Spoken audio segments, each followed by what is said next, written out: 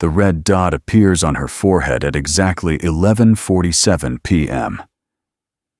Emerson Thorne sees it through the 47th floor window as his squeegee glides across the glass. The tiny crimson circle dances on Celeste Blackwood's temple while she stands at the head of the conference table, completely unaware that death has marked her. His grip tightens on the cleaning pole. 3 seconds, maybe less, before the sniper pulls the trigger. The conference room door is sealed with an electronic lock that requires a key card he doesn't have. The windows are reinforced glass designed to withstand hurricane force winds. Emerson's body moves before his mind catches up. Muscle memory from a life he buried 5 years ago taking control. He swings the heavy floor buffer like a battering ram, shattering the exterior window in an explosion of safety glass. The November wind screams into the building as he launches himself through the breach. His shoulder slams into Celeste's ribs just as the conference room window behind her spiderwebs from the sniper's bullet. They hit the polished floor hard, her gasp of shock mixing with the delayed crack of rifle fire. The executives around the table are frozen, their minds still processing the janitor who just saved their CEO's life. If you're enjoying this story about an unlikely hero stepping out of the shadows to save a life, please consider subscribing to hear more tales of ordinary people doing extraordinary things. Your support helps me create more content like this. "Everyone down," Emerson roars, his voice carrying the authority of someone who's been under fire before. The executives drop to the floor as 2 more bullets punch through the window, showering the conference table with glass. He keeps Celeste pinned beneath him, feeling her rapid heartbeat against his chest. Her perfume mixes with the sharp scent of fierce sweat as reality crashes over her. "What's happening?" she gasps, her usual commanding tone replaced by raw confusion. Emerson's already scanning the room, cataloging exits, counting bodies, calculating angles. The pattern of that laser dot burns in his memory, a specific model used by mercenaries he encountered in Syria. This isn't random violence. It's a professional hit. "Stay low and follow me," he commands, rolling off her, but keeping one hand on her shoulder. She stares at him with those famous steel-gray eyes, seeing him for the first time, despite the hundreds of nights he's cleaned her office. "Someone's trying to kill you, and they brought a team." The emergency lights snap on as the building's security system activates. Somewhere below, alarms begin their electronic wail. Emerson pulls Celeste toward the door, but the electronic lock has engaged its emergency protocol. They're trapped in a kill box with one wall of shattered windows. "The janitor's closet," he says, remembering the service panel he uses to access this floor. There's a maintenance shaft that connects to the stairwell. Celeste's designer heels slip on the glass-covered floor. Without thinking, he scoops her into a fireman's carry, her surprised yelp muffled against his back. The hallway beyond is dark except for the red emergency strips along the floor. Emerson counts his steps from countless nights of cleaning, navigating by memory. Behind them, boots thunder in the stairwell, multiple sets, moving with military precision. Whoever wants Celeste dead has sent an entire team. The janitor's closet is barely 6 feet square, filled with industrial cleaning supplies and humming electrical panels. Emerson sets Celeste down, her Armani suit now streaked with dust and his sweat. She's breathing hard, her carefully styled platinum hair coming loose from its severe bun. For a moment, she looks human instead of the ice queen the media portrays. "Who are you?" she whispers, as he pries open the maintenance panel with practiced ease. Her question carries more weight than she realizes. "I'm the guy who cleans your office," he says, which is true but not complete. The full truth involves a Navy SEAL trident he keeps hidden in a shoebox, nightmares that wake him screaming, and a 7-year-old daughter who thinks her daddy is just really good at mopping floors. The maintenance shaft is a tight, vertical crawl space meant for cables and pipes. Emerson goes first, testing each handhold. Celeste follows, her breathing echoing in the metal tube. Halfway down, his phone vibrates in his pocket, and his heart clenches, knowing it's probably Mira's babysitter wondering why he's late. They emerge on the 45th floor, which should be empty at this hour. Instead, Emerson hears the distinct click of a rifle bolt being drawn back. He shoves Celeste behind a concrete pillar just as automatic fire erupts. Bullets spark off the walls, filling the air with concrete dust and the acrid smell of gunpowder. 6 shooters, he mutters, reading the pattern of muzzle flashes. 2 covering the elevators, 2 on the stairs, 2 roaming.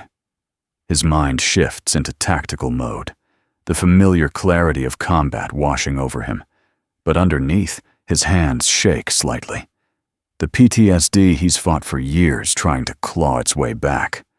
Celeste notices the tremor and, surprisingly, places her hand over his. "You've done this before?" she says, not a question but recognition. "Different life," he replies, pulling a folded piece of paper from his pocket. Mira's latest drawing of Daddy the superhero, fighting invisible monsters. He doesn't realize it's fallen until Celeste picks it up, her expression softening as she sees the childish scrawl. "You have a daughter," she says, and something in her voice breaks. "I'm sorry you're involved in this." The apology from the woman who's never acknowledged his existence in 2 years of employment hits harder than it should. But there's no time for feelings as footsteps approach their position. Emerson grabs a fire extinguisher from the wall, hefting its weight. Not much against automatic weapons, but better than nothing. The footsteps pause 20 feet away. He can hear the mercenaries' controlled breathing, the slight rustle of tactical gear. "Targets on this floor," a voice says in accented English. Russian, maybe Ukrainian. "Garrett wants her alive if possible. Dead if necessary. Garrett." Celeste goes rigid beside him. Garrett Wolfe, her chief financial officer, the man she trusts with her company's billions. The betrayal hits her physically, her knees buckling. Emerson catches her, pulling her against him as the footsteps resume. The mercenary rounds the corner, rifle raised. Emerson swings the extinguisher like a club, catching him in the temple. The man drops, and Emerson strips his weapon with practiced efficiency. Muscle memory guides his hands as he checks the magazine, chambers around, flicks the safety off. "You know how to use that?" Celeste asks, though the answer is obvious from how naturally he handles the rifle. Her world of hostile takeovers and boardroom battles hasn't prepared her for actual hostility. "We need to move," he says instead of answering. "They'll have the building locked down, every exit covered." His mind races through possibilities. Then he remembers the service elevator that goes to the underground parking. It runs on a separate system, installed before the main renovation. They move through the darkened floor like ghosts, Emerson leading with the rifle raised. Celeste has removed her heels, padding silently in stockings that tear on the rough carpet. At one point, they have to hide in a supply closet so small, their bodies pressed together. He can feel her heart racing against his back, smell the fear beneath her expensive perfume. "Why would Garrett do this?" she whispers, her breath warm against his neck. "I made him rich, gave him everything." "Men like him always want more," Emerson replies, thinking of warlords and dictators he's seen, the endless hunger for power that drives some people. Through the door, he hears radio chatter in that same accented English. "Team 2, sweep 45. Team 3, lock down the parking levels." The voice pauses. "And remember, the janitor is former military. He's dangerous." Celeste looks at him with new understanding. "They know who you are." "No," Emerson corrects, his voice grim. "They know what I was." The service elevator is hidden behind a false wall in the maintenance sector. Emerson discovered it his first week on the job, his tactical mind automatically cataloging escape routes. The car is tiny, barely large enough for 2 people. They squeeze inside, and he manually operates the old cable system. "I need to call the police," Celeste says, pulling out her phone. But there's no signal, which means Garrett's team is using jammers. She slams the phone against the elevator wall in frustration. "This can't be happening." "Tell me about Garrett," Emerson says as they descend. "What does he gain from killing you?" Celeste's jaw tightens. "If I die without an heir, my shares revert to the board. As CFO, he'd have the votes to take control." Her voice turns bitter. "I trusted him. Brought him in when the company was struggling. Gave him a second chance when everyone said he was too aggressive." The elevator shudders to a stop on the 32nd floor, not their destination. Someone's manually engaged the emergency brakes. Through the thin walls, they hear boots and voices. The kill team has found them. "Can you climb?" Emerson asks, looking at the emergency hatch in the ceiling. Celeste nods, her face pale but determined. He boosts her up, then follows. They're in the elevator shaft, clinging to greasy cables in near-total darkness. Above them, someone forces the elevator doors open. A flashlight beam cuts through the black.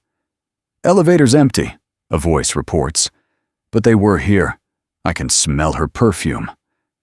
Emerson guides Celeste to the service ladder bolted to the shaft wall. They climb down, their hands slipping on decades of accumulated grime. Her breathing is labored. The executive gym hasn't prepared her for this, but she doesn't complain, doesn't quit. They've descended 10 floors when his phone vibrates again. This time, he checks it, needing to know Mira is safe. The text makes his blood freeze. "Mr. Thorne, Mira's worried about you. Is everything okay?" Janet. Below is a photo. Mira asleep on the couch, waiting for him to come home. But it's the second text that stops his heart. An image from an unknown number showing Mira's school from across the street. No message, just the implied threat. "What is it?" Celeste asks, seeing his expression in the dim emergency lighting.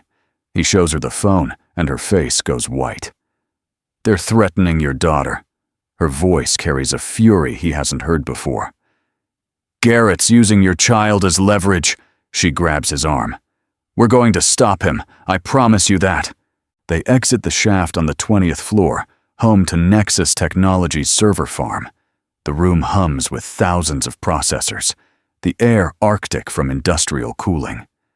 Emerson's tactical mind sees opportunity. If they can access the servers, they might find evidence of Garrett's betrayal. But first, he needs to ensure Mira's safety. He calls Drake, his fellow janitor and friend, the only other person who knows about his past.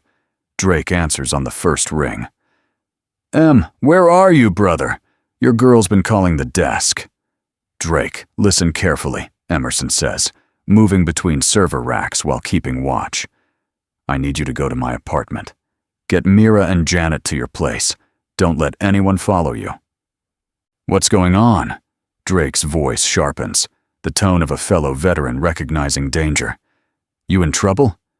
"It's complicated. Just protect my daughter. Please." "On it," Drake says without hesitation. 15 minutes.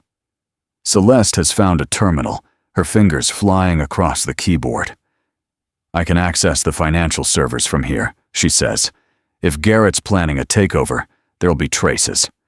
Her CEO mask is back, focused and determined, despite the danger. The screen fills with data. Transfer authorizations, shell company formations, offshore accounts. The scope of Garrett's betrayal unfolds in digital clarity. He's been siphoning funds for months, preparing for tonight. But there's more. Communications with Russian oligarchs, promises to sell Nexus's military contracts to the highest bidder. "He's not just taking the company," Celeste breathes. "He's selling out our defense contracts. This is treason." A bang echoes through the server room as the main door flies open. Marcus, the night security guard, stumbles in, blood streaming from a gash on his forehead. "Ms. Blackwood," he gasps. "They're coming. Killed Rodriguez and Taylor. I barely got away." Emerson helps Marcus to cover, while Celeste downloads the evidence to her phone. The old guard is 63, should be retired, but stayed because he needed the health insurance. Now he's bleeding because he tried to do his job. The injustice of it ignites something in Emerson's chest. "Can you shoot?" he asks Marcus, offering the rifle. The old man grins through the blood. "Korea, 79 to 81. I've forgotten more about combat than these mercenary punks ever learned." They've barricaded themselves behind overturned server racks when Garrett's voice echoes through the building's PA system. His usual smooth tone is gone, replaced by something manic. "Celeste, my dear," he says, the endearment dripping with mockery. "You always did make things difficult. All you had to do was die quietly. Now your janitor friend's daughter might grow up without a father." Emerson's hands clench on the rifle. Beside him, Celeste's face is marble. "He's trying to break our focus," she says quietly. "It's what he does in negotiations. Find the weakness and exploit it." "Two can play that game," Marcus says, pulling out his radio. "This old building has some tricks you kids don't know about." He switches to the emergency channel. This is Security Chief Marcus Webb declaring Code 7, hostile takeover in progress. All SWAT units, all federal agents. We have domestic terrorism at Nexus Technologies. The radio crackles with responses. The FBI, Seattle PD, even Homeland Security. Marcus winks at them. 20-year veteran before this gig. Still got friends who listen when I call. But Garrett's not stupid. He knows the clock is ticking now. 15 minutes until this building has a catastrophic gas leak, his voice announces. Terrible tragedy. CEO and staff killed in late-night explosion. Very sad. The math is simple. Help won't arrive in time. They need to stop Garrett themselves. Emerson looks at the building schematics on Celeste's phone. The gas control system is on the roof, along with the executive helipad, where Garrett probably plans his escape. "We need to split up," he says, though every instinct screams against dividing their small force. "Marcus, can you delay them here?" The old guard checks his ammunition. "Give me 10 minutes. I'll make it loud."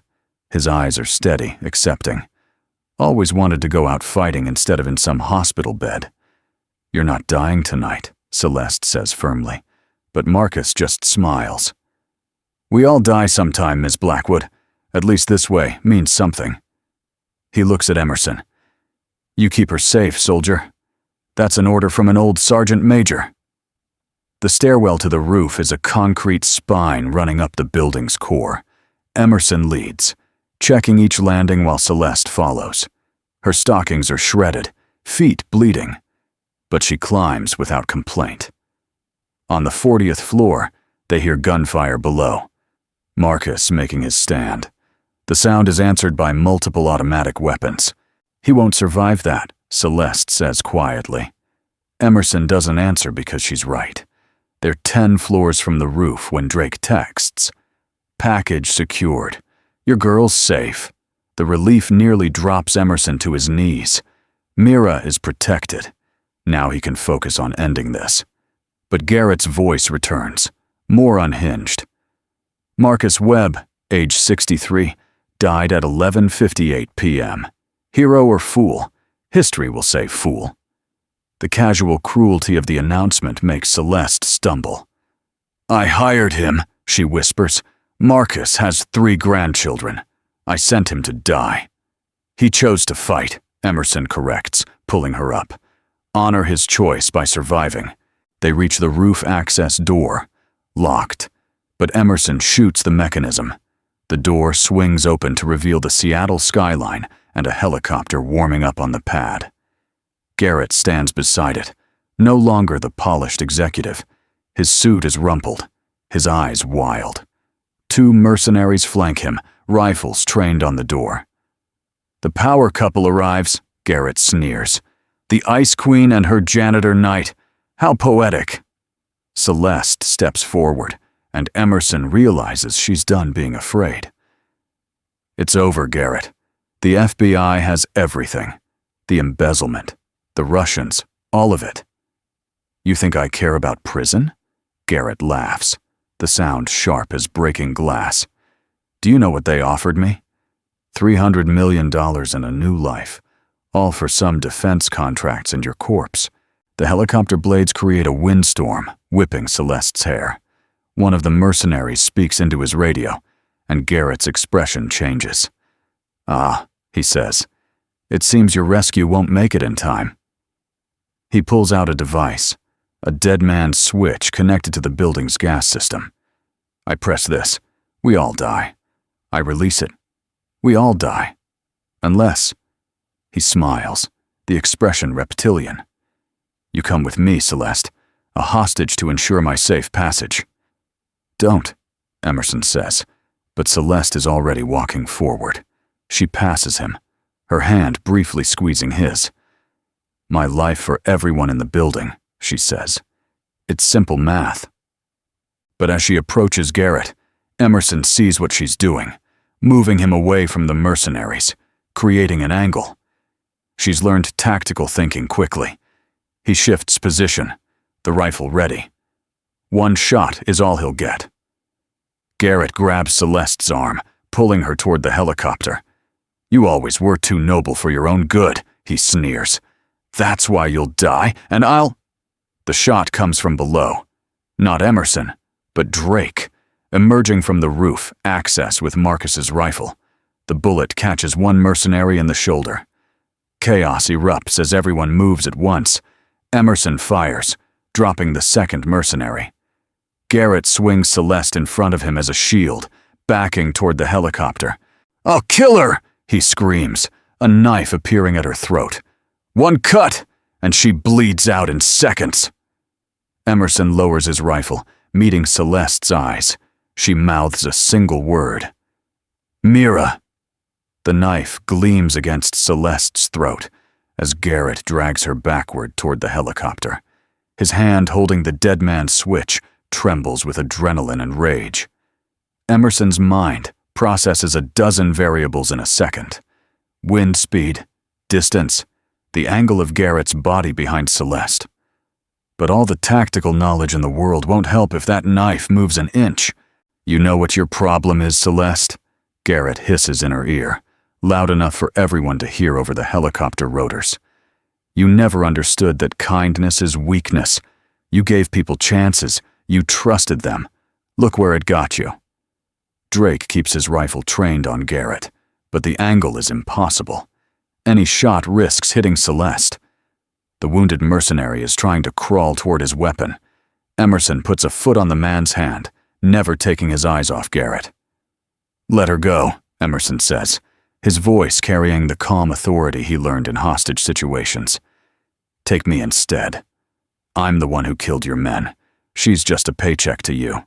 Garrett laughs, the sound cutting through the wind. "The janitor wants to play hero. You're nothing, Thorne. A broken soldier hiding behind a mop. At least she has value as a corpse." That's when Emerson notices it.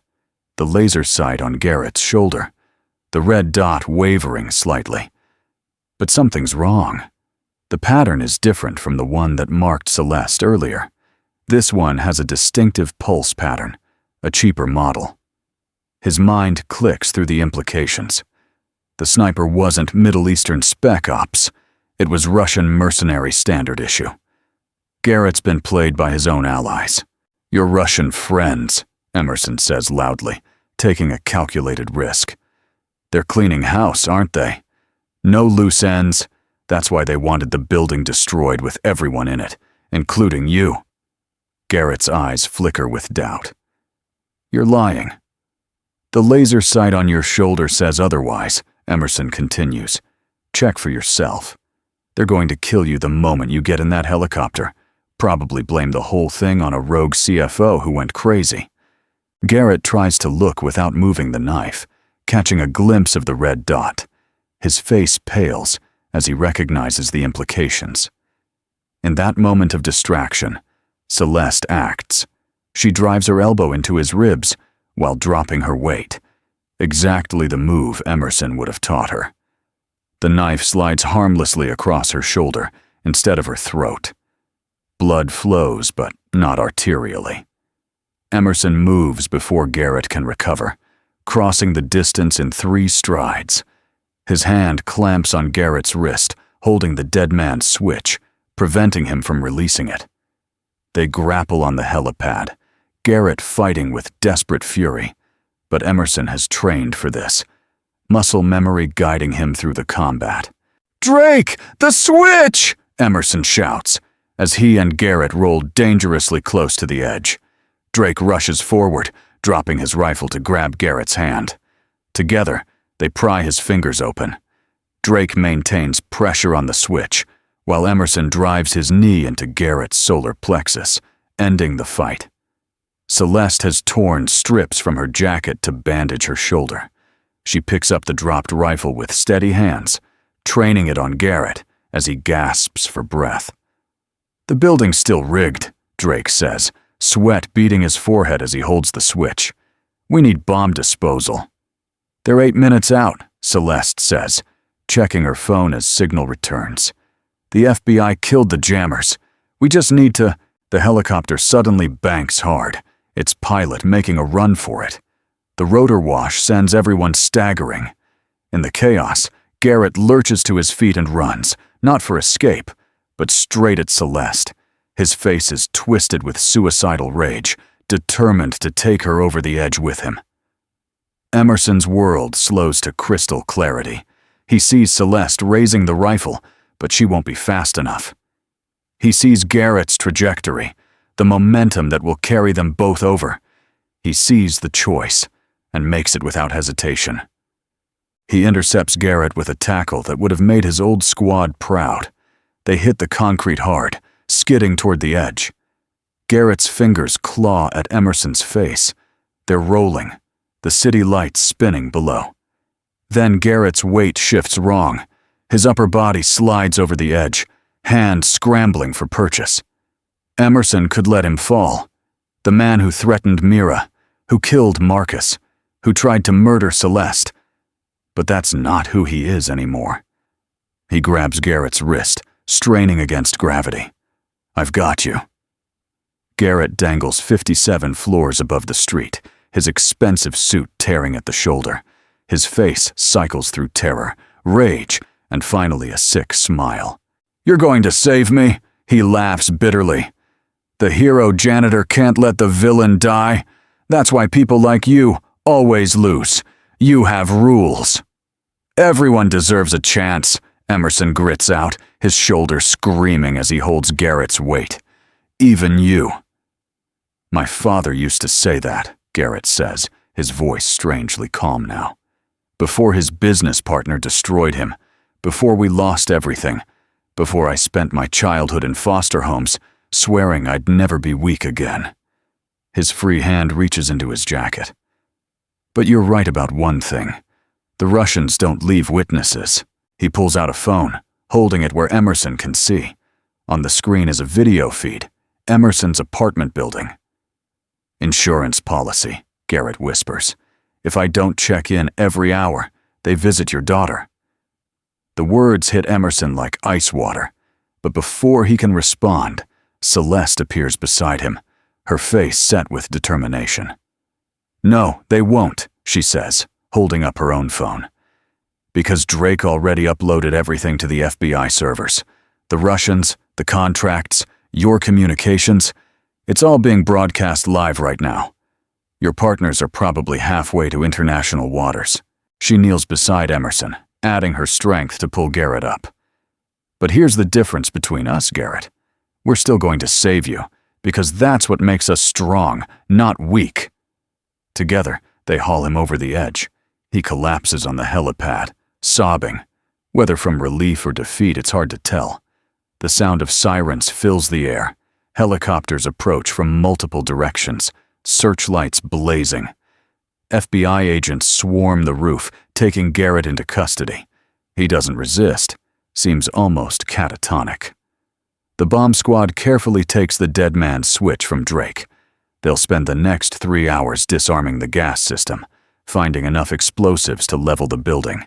Paramedics treat Celeste's shoulder while she gives her statement. She keeps looking at Emerson, who's on the phone with Mira's babysitter, assuring them everything's okay. When he hangs up, she walks over. Under the emergency lights, her face is exhausted, but alive in a way he's never seen. "Thank you," she says simply, "for saving my life, for risking everything." "Just doing my job," he replies, attempting levity, but she shakes her head. "No, you did so much more." She hesitates, then continues. "I've been alone for a long time, built walls so high I forgot what it was like to trust someone. Tonight, you didn't just save my life. You reminded me what it feels like to be human." Before he can respond, she kisses his cheek, a gentle gesture that somehow carries more weight than any declaration. "Go home to your daughter, Emerson. Tell her that her daddy really is a superhero." Drake appears with the keys to a bureau car. "They're clearing you to leave, brother. Want me to drive you home?" Emerson nods, suddenly exhausted as the adrenaline fades. But as they walk toward the stairwell, Celeste calls out, "Emerson!" He turns to find her silhouetted against the city lights. "This isn't goodbye. We need to talk about your future at Nexus. But tonight, just go be with Mira." The apartment is quiet when he enters at 3:47 a.m. Janet, the babysitter, is asleep on the couch, the TV playing silent cartoons.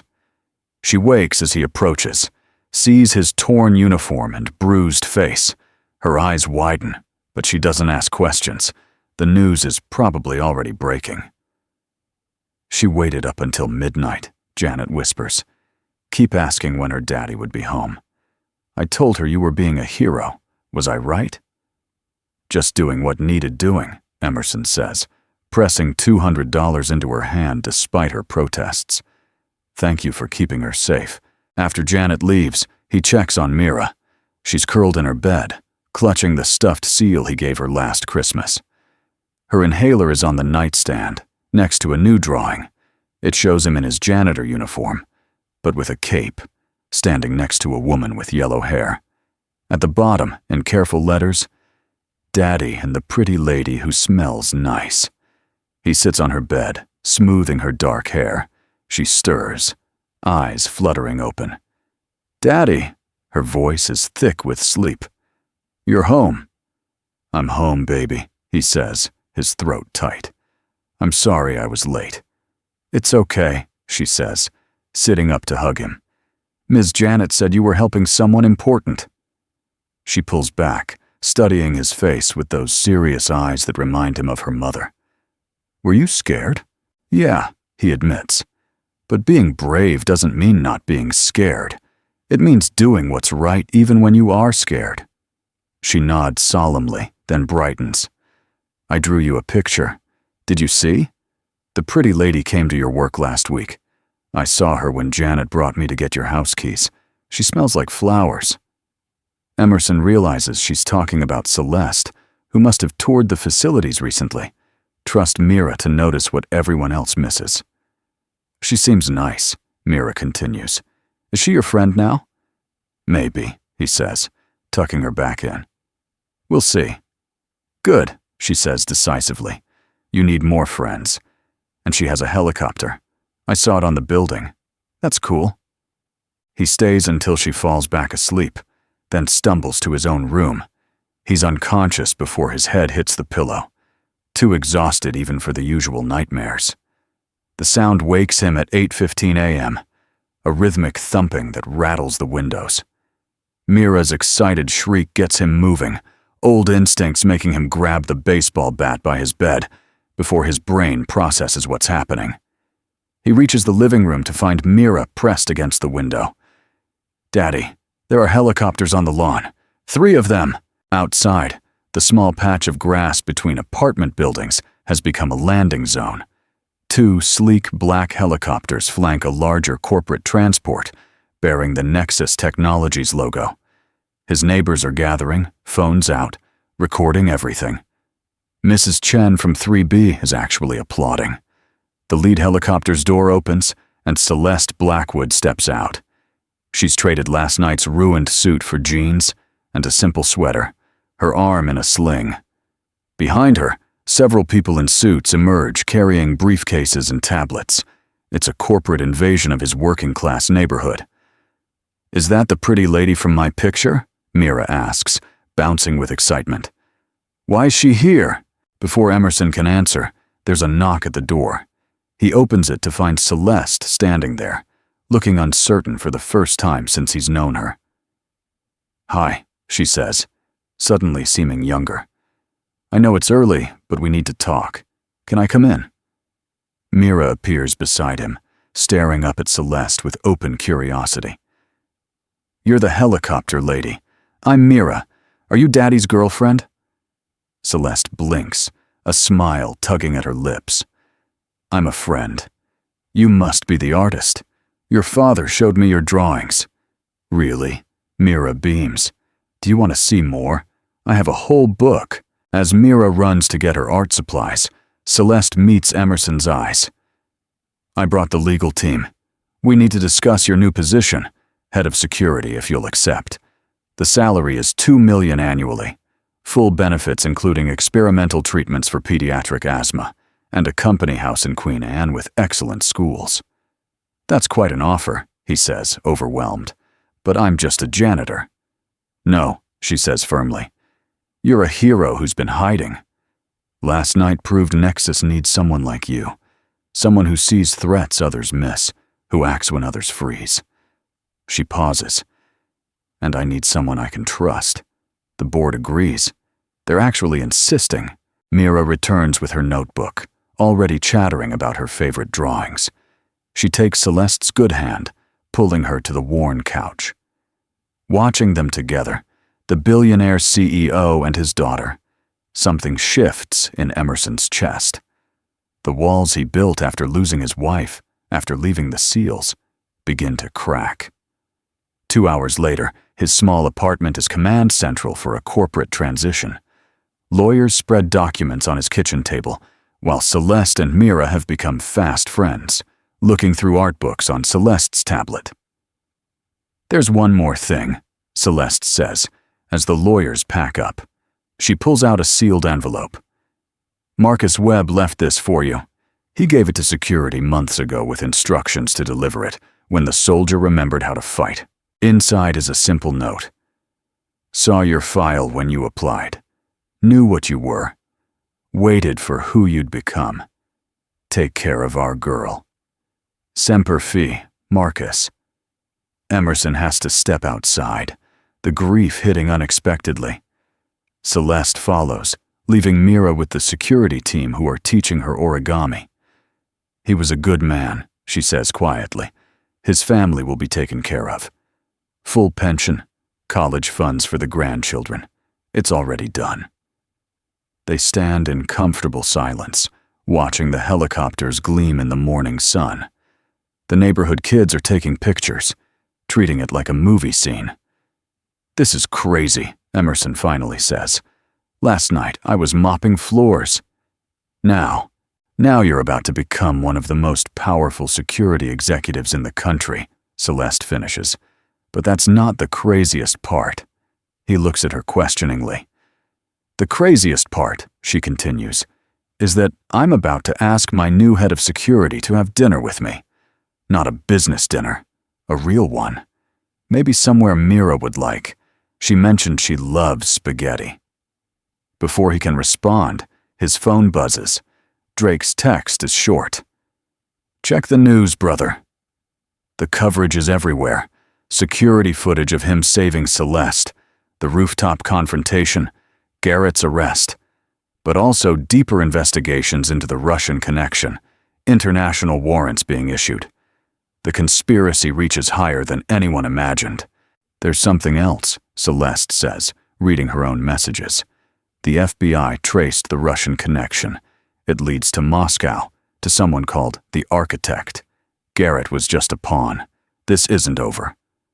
Emerson processes this, the soldier in him already planning.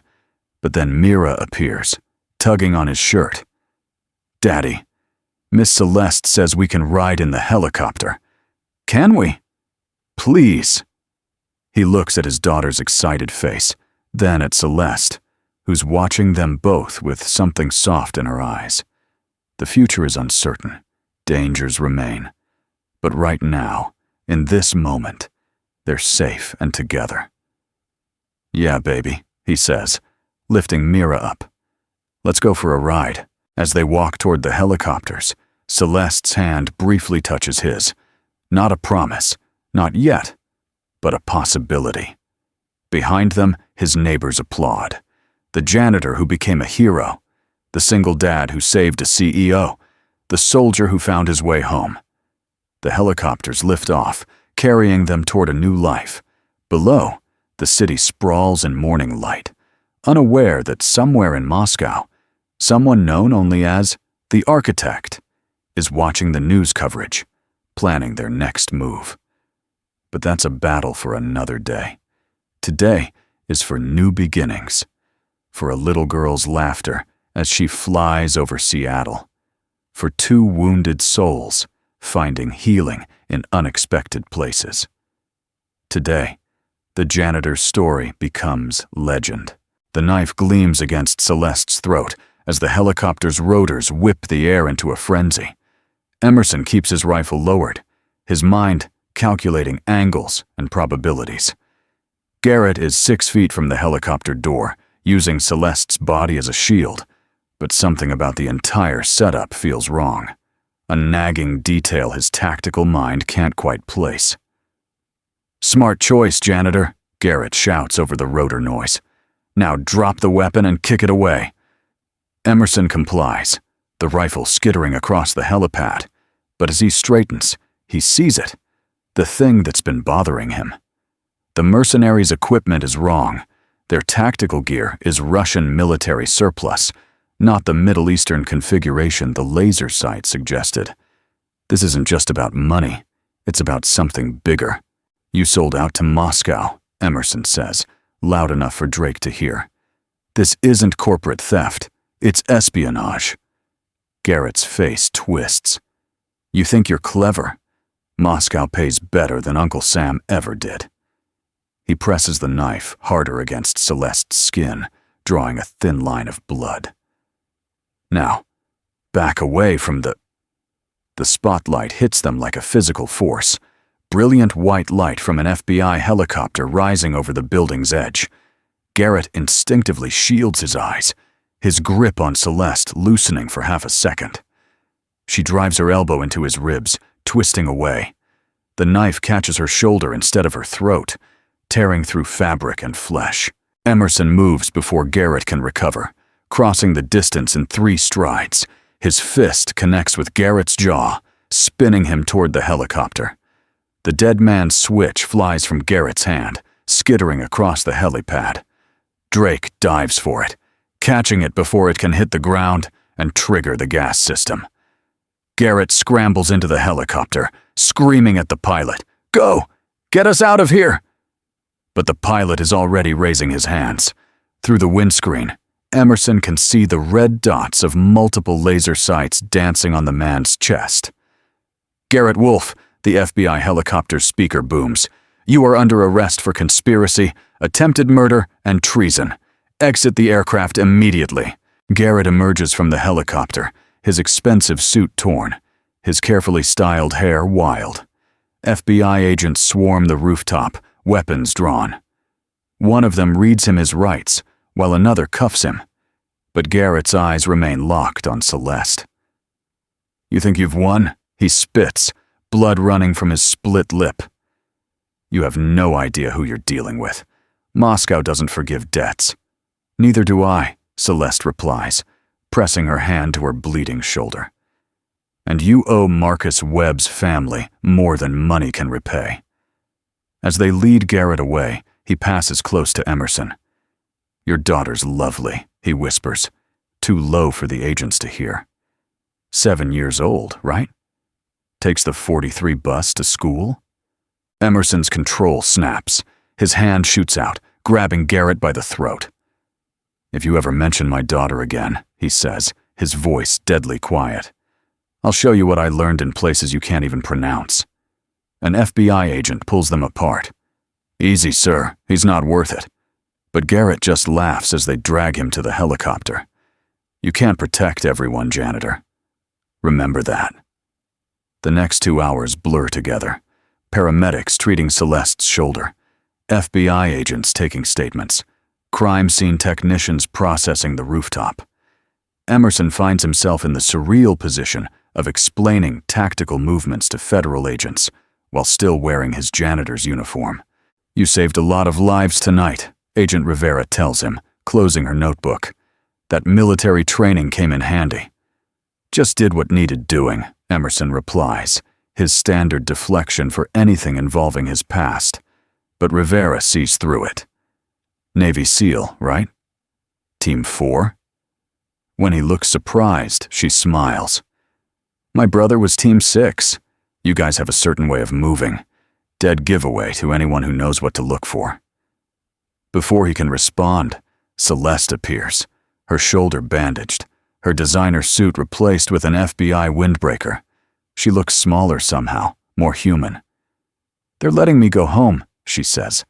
"But I can't go back to my penthouse. Not tonight." "You could come to my place," Emerson offers, before he can stop himself. "It's not much, but it's safe. Drake swept it for bugs while we were here." She looks at him, something shifting in her expression. "Your daughter. Won't she be scared if a stranger shows up?" "Mira's resilient," he says. "Besides, she'll want to meet the person her daddy saved. She thinks I'm a superhero. Tonight might actually prove her right." The apartment building in Rainier Valley is a universe away from Celeste's downtown penthouse. The hallway smells of curry from 3B and marijuana from 2D. The walls are thin enough to hear the Gonzalez baby crying next door. But when Emerson opens his door, Celeste sees something she hasn't experienced in years. A home. The living room is small, but meticulously clean, decorated with Mira's artwork. Every surface displays her drawings, dragons, spaceships, and countless pictures of Daddy as various types of hero. The furniture is secondhand, but carefully maintained. Everything speaks of a man doing his best with limited resources. "Daddy!" Mira launches herself from Drake's arms, wrapping around Emerson's legs. "Uncle Drake said you were being a hero at work. Did you really save someone?" "Yeah, sweetheart," Emerson says, lifting her up. "This is Ms. Blackwood. She's my friend." Mira studies Celeste with the unfiltered intensity only children possess. "You're pretty," she declares, "but you look sad. Did someone hurt you?" "A bad man tried to," Celeste says carefully, "but your daddy stopped him. He's good at that," Mira says matter-of-factly. "He stops my bad dreams too." "Do you have bad dreams?" The question catches Celeste off guard. "Sometimes." "You can borrow my daddy if you need him," Mira offers generously. "He's really good at making them go away." Drake clears his throat. "I'll head out. Let you folks get some rest." He pauses at the door. Marcus would have been proud. Radio chatter says he took down 3 of them before. He stops, glancing at Mira. Before he had to rest. After Drake leaves, Emerson puts Mira back to bed, while Celeste sits on the worn couch, studying the apartment. It's so different from her world of marble and glass. On the coffee table, she finds a stack of overdue bills, medical statements from Mira's asthma treatments. The reality of Emerson's life hits her. He saved her while worrying about making rent. "She doesn't know about the PTSD," Emerson says, returning from Mira's room. "Thinks I just work late and have loud dreams sometimes." "You're a good father," Celeste says. "Better than mine ever was." They sit in comfortable silence, the adrenaline finally fading. Outside, sirens wail, the sound of the city that never quite sleeps. Celeste notices Emerson's hands shaking slightly, the delayed reaction to combat he can never quite control. "Does it ever stop?" she asks. "The shaking." "Gets better," he says. Therapy helped, before I couldn't afford it anymore. Mira helps more. Can't fall apart when someone depends on you. I know that feeling, Celeste admits. 20,000 employees depending on me to keep the company afloat. But tonight I realized I've been so focused on protecting the company, I forgot to protect myself. At 3 a.m., Celeste wakes on the couch to find Mira standing beside her, holding a stuffed elephant. The little girl's face is serious in the dim light from the street. "Ms. Celeste," Mira whispers, "Daddy's having a bad dream. He gets them sometimes. Mom used to help, but she's in heaven now." From the bedroom, Celeste hears it. Emerson's voice, rough with terror, calling out coordinates and warnings to soldiers who aren't there. Without thinking, she follows Mira to his room. He's tangled in the sheets, sweat soaking his t-shirt. His face contorts with phantom pain from battles fought years ago. Mira climbs onto the bed, placing her small hand on his cheek. "Daddy, you're home. You're safe." It takes several minutes for him to surface, his eyes wild before focusing on his daughter. "Mira, I'm sorry, baby. Did I wake you?" "It's okay," Mira says, curling against his side. "Ms. Celeste is here too. We're keeping you safe." Emerson notices Celeste in the doorway. Embarrassment flashes across his face, but she steps into the room, sitting on the edge of the bed. "We all have our demons," she says quietly. "Mine wear suits and attend board meetings." "Stay," Mira commands with 7-year-old authority. Daddy sleeps better when he's not alone. It should be awkward. The CEO, the janitor, and his daughter sharing space in the small bedroom. But somehow, it feels right. Celeste sits in the old rocking chair by the window, while Mira tells a rambling story about her friend, Sarah's pet hamster. Gradually, Emerson's breathing evens out, the tension leaving his shoulders. "You know what?" Mira says suddenly. "We should have pancakes tomorrow to celebrate Daddy being a hero." "I don't think Ms. Blackwood eats pancakes," Emerson says. "She probably has fancy CEO breakfast." "I love pancakes," Celeste says, surprising herself with the truth. "Haven't had them in years." Morning arrives with the sound of helicopters. Not one, but 3, landing on the basketball court across the street. The entire neighborhood comes out to watch as Celeste's security team deploys. Men in dark suits, establishing a perimeter around the building. "Mommy, look!" the Gonzalez boy shouts from his window. "It's like in the movies." Celeste stands at Emerson's window, watching her head of security argue with Mrs. Chen from 3B about blocking the community garden. This is her world intruding on his, and she suddenly understands the impossibility of it all. "I should go," she says. "This isn't fair to you or Mira." "Probably right," Emerson agrees, but he's smiling. "My daughter's definitely going to expect those pancakes, though." They make breakfast together. Mira directing operations with a spatial that gets beta on every surface. Celeste, who hasn't cooked in a decade, finds herself laughing as Mira insists on making a pancake shaped like a helicopter.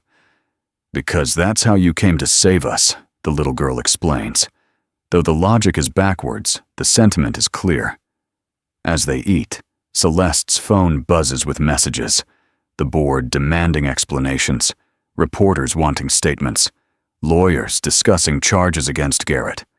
But she ignores them all, focused on Mira's detailed explanation of why maple syrup is superior to honey. "You know," Celeste says suddenly, "Nexus Technologies needs a new head of security, someone with real experience, not just corporate training." Emerson pauses, fork halfway to his mouth. "I'm not qualified for that." "You saved my life, stopped a terrorist attack, and exposed a traitor," Celeste counters. "I'd say you're overqualified." "I don't have a degree, barely finished high school before enlisting." "I don't care about papers. I care about capability." She looks at Mira, who's watching with wide eyes. The position comes with full medical benefits, including specialized pediatric care. The offer hangs between them, representing more than just a job. It's an admission that their worlds could merge, that the CEO and the janitor could become something else entirely. "Can I think about it?" Emerson asks. It's a lot." "Of course." Celeste stands. "But know this. Last night, you showed me what real strength looks like. It's not about money or power. It's about doing what's right, even when it costs everything." As her security team prepares to leave, Celeste kneels beside Mira. "Thank you for sharing your daddy with me. He's very special." "I know," Mira says simply. "That's why we picked him." "We?" "Me and Mommy, before she went to heaven. She said Daddy would need someone to take care of him after she was gone." Mira looks at Celeste with those serious eyes. "Maybe you could help. You seem nice, and Daddy smiled more today than he has in a long time." Celeste glances at Emerson, who's trying very hard to pretend he didn't hear that. "Maybe I could." She leaves them with promises to be in touch, her helicopter lifting off as the entire neighborhood watches. But she's barely in the air when her secure phone rings. Director Rivera from the FBI. "Ms. Blackwood, we've decrypted Garrett's communications. You need to know, Moscow isn't done. They've activated secondary assets." "Meaning?" "Meaning this isn't over. Garrett was just the first wave." 2 weeks pass in a strange new rhythm. Emerson returns to his janitor job, while the background check for the security position processes. Each night, he cleans Celeste's office, and each night she stays late, claiming paperwork, but really just wanting his presence. They don't talk much, but the silence is comfortable. Drake takes to calling them Beauty and the Beast, though he can't decide who's who. "You both got your monsters," he says. "Maybe that's what makes it work." The FBI investigation reveals the depth of Garrett's betrayal. 5 other employees involved, millions in stolen technology, connections to Russian intelligence dating back years. But it also reveals something else. Marcus Webb died a hero, taking down 3 mercenaries and preventing them from destroying crucial evidence. Celeste establishes the Marcus Webb Foundation, providing full scholarships for his grandchildren and pension support for his widow. At the memorial service, she stands beside Emerson as they honor a security guard who became a warrior when it mattered. "He saved us all," she tells the gathering, not because it was his job, but because it was right. After the service, Mrs. Webb approaches Emerson. "Marcus told me about you," she says. "Said you were the real deal, a genuine hero pretending to be ordinary." He was right. The morning Celeste returns to Emerson's apartment, she doesn't come in helicopters. She drives herself in a rental car, wearing jeans and a sweater instead of Armani. Mira answers the door, gasping with delight. "Miss Celeste! Daddy said you were too busy to visit." "Never too busy for pancakes," Celeste says, holding up a bag of groceries. "I brought the good maple syrup." As they cook together, the easy rhythm they found 2 weeks ago returns. Mira chatters about school. Emerson flips pancakes with unnecessary flair, and Celeste finds herself genuinely laughing, something she hasn't done in years. "I've been thinking about your offer," Emerson says suddenly, "the security position. And I'll take it, but with conditions. I work regular hours unless there's an emergency. Mira comes first, always, and I want Drake as my deputy. He's solid, trustworthy." "Done," Celeste agrees immediately. "Anything else?" Emerson pauses, then looks directly at her. "This thing between us, whatever it is, we take it slow. Mira's been through enough loss. I won't confuse her unless we're sure." "Agreed," Celeste says, though her heart races at his acknowledgement that there is indeed a thing between them. Slow is good. Mira, who's been suspiciously quiet, suddenly pipes up. "Does this mean Ms. Celeste will come to my school play? I'm going to be a cloud. If she's not busy, Emerson starts, but Celeste interrupts. I'll be there, front row. Later, as Celeste prepares to leave, her phone buzzes with an encrypted message. The screen shows a single line of text in Cyrillic script. Emerson, reading over her shoulder, translates immediately. The debt remains. Moscow, Celeste says quietly. They're not finished. Neither are we, Emerson replies, his hand finding hers. Whatever comes next, we face it together. From the window, Mira waves goodbye as Celeste drives away. She's already planning their next breakfast, complete with elaborate pancake sculptures. On her drawing pad, she sketches her latest masterpiece, 3 figures standing together, labeled simply, My Family. The drawing will hang on Emerson's refrigerator next to all the others. But unlike those fantasies of invisible monsters and superhero fathers, this one depicts something real. A janitor who became a protector, a CEO who remembered how to be human, and a little girl who brought them together. As the sun sets over Seattle, Garrett's confiscated phone sits in an FBI evidence locker. On its cracked screen, a new message appears from Moscow, a single word that promises this story isn't over. Continue, but that's a battle for another day. Tonight, in a small apartment in Rainier Valley, a father reads his daughter a bedtime story, while somewhere across the city, a CEO falls asleep without nightmares for the first time in years. They've found something worth fighting for, each other. The monsters are still out there, wearing expensive suits and carrying diplomatic passports. But now they face something more powerful than money or politics. They face a family forged in fire, bound by choice rather than blood. And families, as Mira would tell anyone who asks, are really good at keeping the bad dreams away.